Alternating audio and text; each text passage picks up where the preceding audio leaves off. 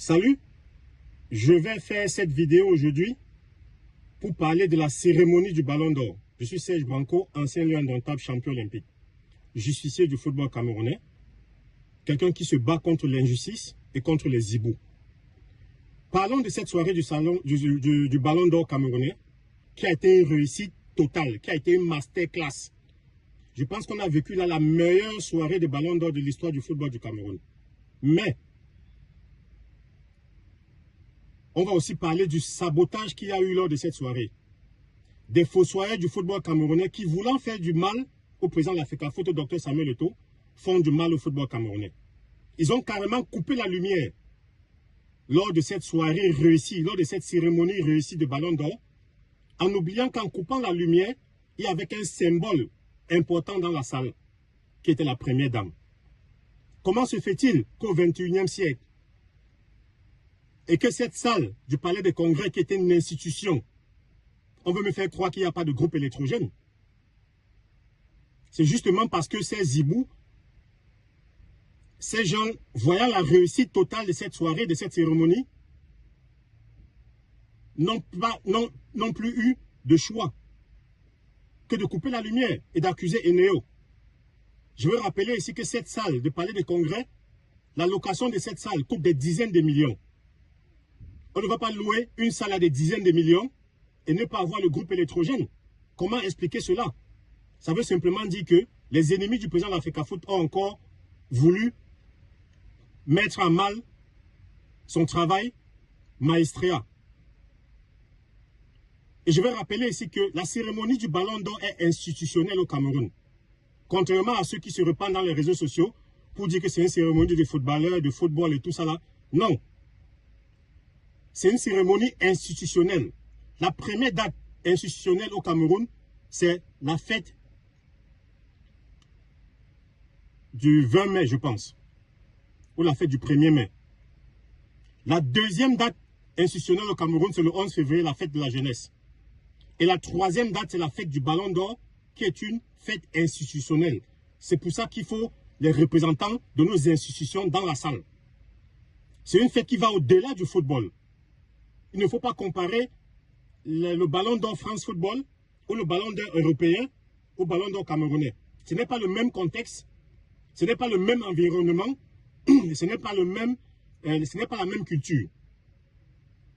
Samuel Eto'o, il fait au Cameroun avec l'environnement social, sportif et politico du Cameroun. Donc ne venez pas nous dire ici que il n'y a que des influenceurs, il n'y a que des politiciens, il n'y a pas de footballeurs. Non, ce n'est pas la même chose.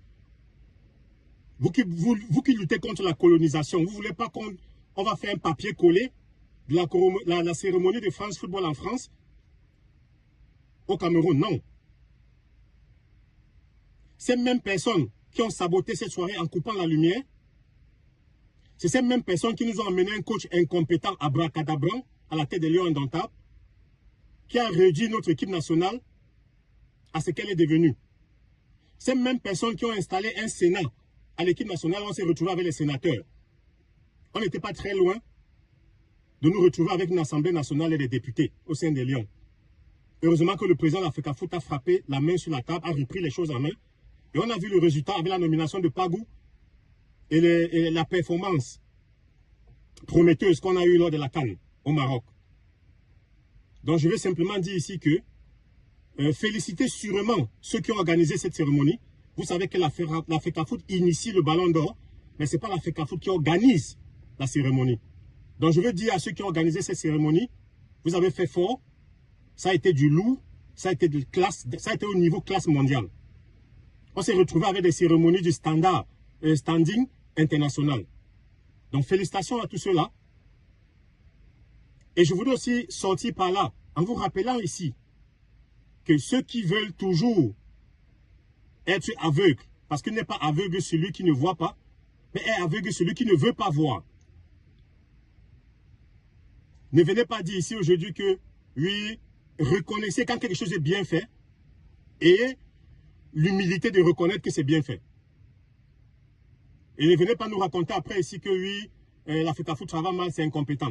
Vous avez déjà vu une cérémonie de cet auteur-là, de cet accablé-là au Cameroun. Quand vous venez parler des résultats, voilà les Lions qui ont battu le Nigeria en match amical. Je n'ai pas vu des gens faire des choux gras dans les médias de ça. Voilà les U17 qui ont gagné le tournoi de l'UNIFAC avec bravoure. Les gens n'en parlent pas. Mais il faut juste venir dire que la cérémonie était truffée d'influenceurs et de politiciens. Les résultats du président de l'Africafo, du docteur Samuel Eto'o, pour les Ibous, ça ne compte pas. Le sabotage qu'il y a eu lors de cette soirée des Ballons d'Or, les gens n'en parlent pas.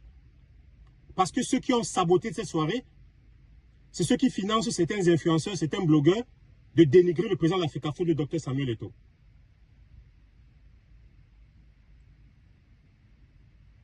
Mais si cette sortie, c'était juste un coup de gueule, car j'aime pas l'injustice, je combats l'injustice. L'injustice crée la frustration, l'injustice crée la corruption, l'injustice crée des aigris. Merci.